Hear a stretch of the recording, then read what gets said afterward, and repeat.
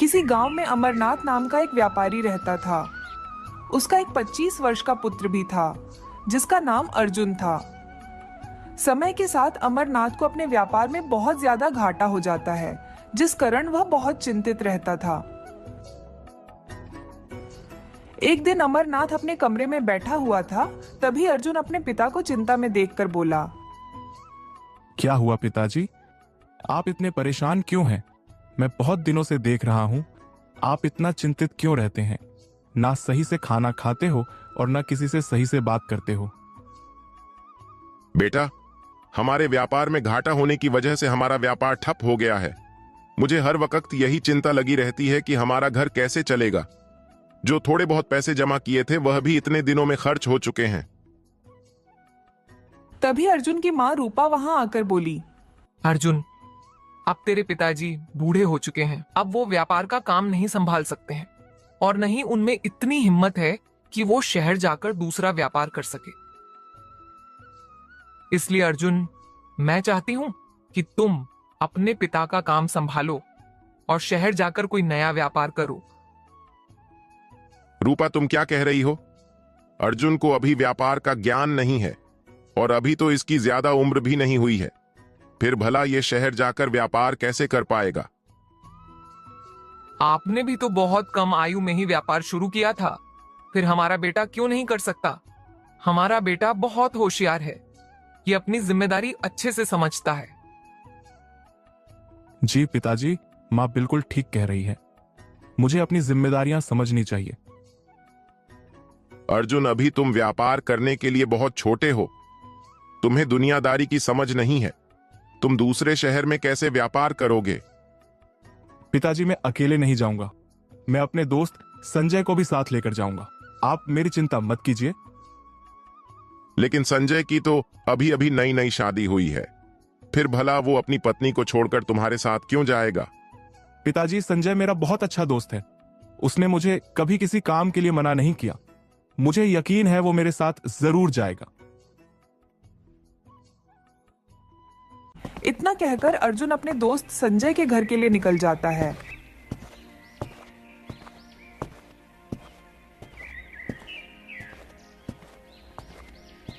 कुछ ही देर में वो अपने दोस्त के घर पहुंच जाता है और उसके घर पहुंचकर संजय से कहता है, संजय मेरे दोस्त, मैं नए शहर में व्यापार करने जा रहा हूं। अगर तुम भी मेरे साथ चलोगे तो व्यापार शुरू करने में आसानी होगी। अरे अर्जुन भाई, मैं तुम्हारे साथ नहीं जा सकता। मेरी अभी नई नई शादी हुई है। अपनी पत्नी को छोड़कर मैं तुम्हारे साथ कैसे जा सकता हूँ? अरे भाई, बस 1 महीने की तो बात है। तुम अपनी पत्नी को उसके मायके छोड़ दो। तुम तो जानते ही हो, पिताजी की तबीयत अब ठीक नहीं रहती और उनके व्यापार का सारा काम मुझे ही संभालना है। अरे अर्जुन, तुम समझ क्यों नहीं रहे हो? मैं तुम्हारी तरह किसी बड़े व्यापारी का बेटा नहीं हूं। मैं गरीब आदमी हूं। मेरे अपने घर के भी कुछ काम है। संजय भाई, मैंने तो तुम्हें अपना बहुत अच्छा मित्र माना था, लेकिन तुम तो स्वार्थी निकले। अरे नहीं अर्जुन, मैं स्वार्थी नहीं हूं। तुम ये कैसी बातें कर रहे हो? देखो संजय, तुम मेरे साथ चलोगे तो तुम्हारा भी तो फायदा है। थोड़ी देर सोचने के बाद संजय बोलता है, अगर तुम इतना कह रहे हो तो ठीक है, मैं तुम्हारे साथ चलने के लिए तैयार हूं, लेकिन अपनी कमाई का 30% तुम्हें मुझे देना होगा। ठीक है भाई, मुझे तुम्हारी हर शर्त मंजूर है। हम कल सुबह ही निकलेंगे, तुम तैयार रहना। इतना कहकर अर्जुन अपना घर चला जाता है। इधर संजय अपनी पत्नी से बोलता है, भाग्यवान, मैं अपने दोस्त अर्जुन के साथ 1 महीने के लिए शहर व्यापार करने जा रहा हूं। बस 30 दिन की तो बात है, तब तक तुम अपने मायके चली जाओ। संजय की बात सुनकर उसकी पत्नी नाराज हो गई, लेकिन उसने उसे मना लिया।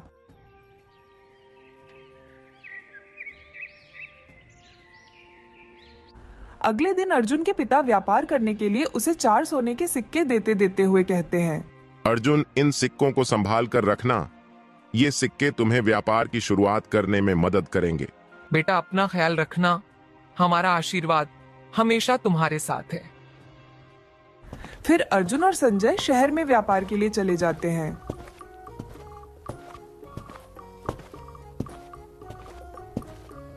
बहुत देर तक चलते रहने के कारण वह दोनों बहुत थक जाते हैं और अर्जुन संजय से कहता है,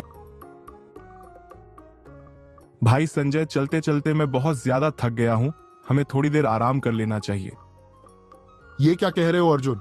हमें जल्दी से जल्दी दूसरा शहर पहुंचना है। अरे भाई, तो चलते चलते कोई बातें ही बता दो जिससे हमारा सफर आसान हो जाए। क्या अर्जुन, मुझे कोई कहानी तो आती नहीं जो मैं तुम्हें सुना दूं, लेकिन मैं तुम्हें एक ज्ञान की बात बता सकता हूं अगर तुम चाहो तो। लेकिन मैं कोई भी ज्ञान मुफ्त में नहीं देता। इसके लिए तुम्हें मुझे एक सोने का सिक्का देना होगा। ये क्या कह रहे हो भाई? क्या तुम एक सोने के सिक्के की कीमत जानते भी हो? जानता हूं, तभी तो बोल रहा हूं। मेरा ये ज्ञान सोने के सिक्के से भी ज्यादा कीमती है। अच्छा, जरा मैं भी तो जानूं क्या है तुम्हारी वह ज्ञान की बात। अरे भाई, अभी तो मैंने बताया। मैं तुम्हें तब बताऊंगा जब तुम मुझे एक सोने का सिक्का दोगे। अर्जुन अपनी पोटली से एक सोने का सिक्का निकालकर संजय को दे देता है। सोने का सिक्का लेकर संजय अर्जुन से बोला, देखो अर्जुन, जब भी किसी सफर पर निकलो तो अपने साथ किसी को जरूर ले जाना, चाहे वो इंसान हो या जानवर, क्योंकि एक से भले दो होते हैं। संजय की बातें सुनकर अर्जुन को बहुत गुस्सा आया और वो सोचने लगा, सिर्फ इतनी सी बात बताने के लिए इसने मेरा एक सोने का सिक्का ले लिया। ये बात तो हर कोई जानता है, इसने तो मुझे ठग लिया है। लेकिन अब मैं कर भी क्या सकता हूं? अगर मैंने इसे कुछ कहा तो ये मुझे यहां अकेला छोड़कर चला जाएगा। अर्जुन चुप रहना ही ठीक समझता है और वह दोनों फिर से आगे बढ़ने लगते हैं।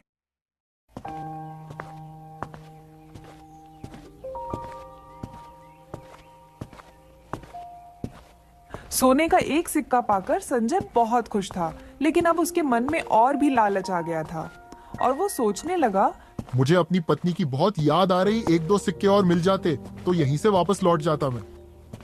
तभी अर्जुन उसे बोलता है, अरे संजय भाई, सुबह से चलते चलते अब शरीर में जान नहीं बची है, हमें थोड़ी देर रुककर आराम कर लेना चाहिए। अरे अर्जुन, हमें अभी बहुत लंबा रास्ता तय करना है। अगर ऐसे ही रास्ते में रुके तो शहर पहुंचने में कई दिन लग जाएंगे। अरे भाई, तो कोई अच्छी बात ही बता दो जिससे सफर आसान हो जाए। अरे भाई, मैंने तुम्हें बताया तो, मुझे कहानी नहीं आती। मेरे पास सिर्फ ज्ञान की बातें हैं जो तुम्हारे जीवन में बहुत काम आएंगे। लेकिन ये ज्ञान बहुत बहुमूल्य है, इसीलिए अगर तुम मुझसे कोई ज्ञान की बात सुनना चाहते हो तो तुम्हें एक सोने का सिक्का देना होगा। अर्जुन एक और सिक्का संजय को दे देता है। फिर संजय अर्जुन से कहता, अब मेरी बात ध्यान से सुनो। अगर तुम किसी अनजान के घर रुको और वह तुम्हें खाना खाने को दे, खाने को खुद खाने से पहले किसी जानवर को खिला देना। मगर संजय भाई, ऐसा क्यों करना चाहिए? वह इसीलिए क्योंकि हमारे बड़े बुजुर्गों ने कहा है कि पशु को खिलाने से पुण्य मिलता है। इस बार संजय की बातें सुनकर अर्जुन को और भी ज्यादा गुस्सा आया। उसका मन किया कि अपने दोनों सोने के सिक्के संजय से छीन ले, लेकिन उसने ऐसा कुछ नहीं किया और दोनों आगे बढ़ गए।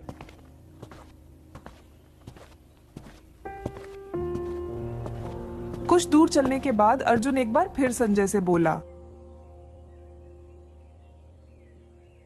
अरे संजय, अब मैं बहुत ज्यादा थक गया हूं। सुबह से चलते चलते मेरे पैर में बहुत दर्द हो रहा है। क्यों ना हम दोनों यहीं पेड़ के नीचे बैठकर आराम कर ले। आराम करने का मन तो मेरा भी कर रहा है, लेकिन अभी हमें जंगल भी पार करना है। जंगल में बहुत से जंगली जानवर रहते हैं, इसीलिए रात होने से पहले हमें वहां से निकलना भी है। अच्छा ठीक है, ये लो और एक सोने के सिक्का। अब मुझे और भी ज्ञान की बातें बताओ। फिर सुनो, अगर तुम किसी अनजान आदमी के घर ठहरो और वो आदमी तुम्हारे सोने के लिए बिस्तर लगाए, तो सोने से पहले बिस्तर को अच्छे से झाड़कर फिर से बिछाना। लेकिन संजय, उस आदमी ने तो बिस्तर अच्छे से ही बिछाया होगा, फिर मैं वही काम दोबारा क्यों करूंगा? क्या पता कि गलती से बिस्तर पर कोई सुई छूट गई हो। अगर तुम्हें वह सुई चुभ जाए तो बहुत तकलीफ होगी ना भाई। इसके बाद दोनों फिर से आगे बढ़ गए, लेकिन इस बार दर्द के कारण अर्जुन के पैर लड़खड़ाने लगे।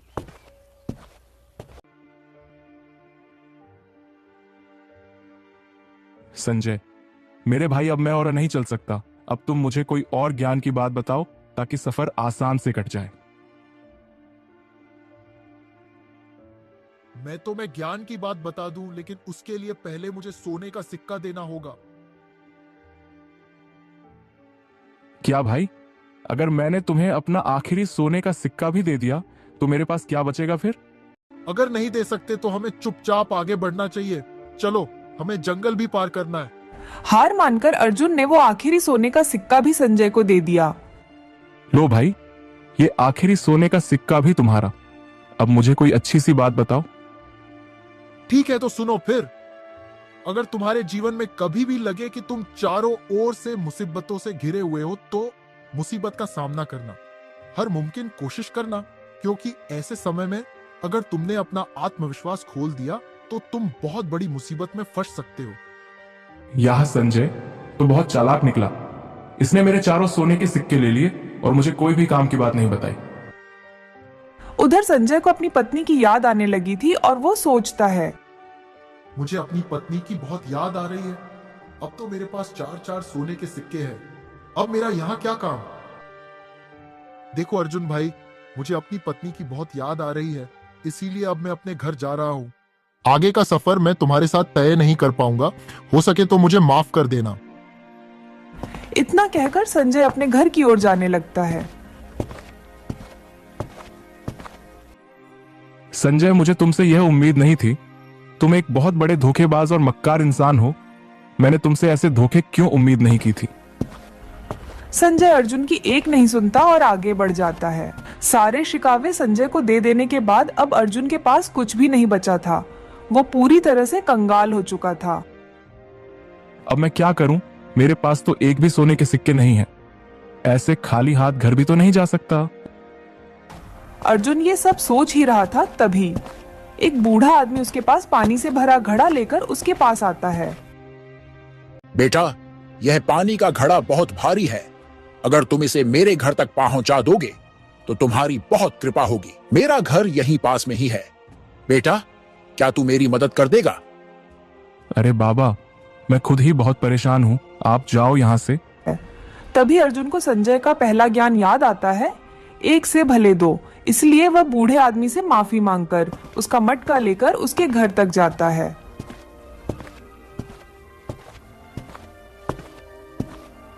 थोड़ी देर बाद दोनों घर पहुंच जाते हैं। ठीक है बाबा, अब मैं चलता हूं। अभी मुझे बहुत लंबा सफर तय करना है। बेटा, तुम एक बहुत नेक व्यक्ति हो। थोड़ी देर मेरा यहीं पर इंतजार करो, मैं अभी आता हूं। बूढ़ा व्यक्ति अपने घर के अंदर से एक पोटली लेकर आता है। पोटली सोने के सिक्कों से भरी हुई थी। बेटा, इन सिक्कों की पोटली से तुम अपना व्यापार शुरू कर सकते हो। और एक बात याद रखना, यहां से कुछ दूर रास्ते में तुम्हें एक गांव मिलेगा। वह गांव ठगों से भरा हुआ है। वह लोग तुमसे तुम्हारी पोटली छीनने की कोशिश करेंगे, मगर तुम उनकी बातों में मत आना। उन लोगों के बीच में तुम्हें बहुत दिमाग से काम लेना होगा। बूढ़े आदमी की बातें सुनकर अर्जुन वहां से चला जाता है।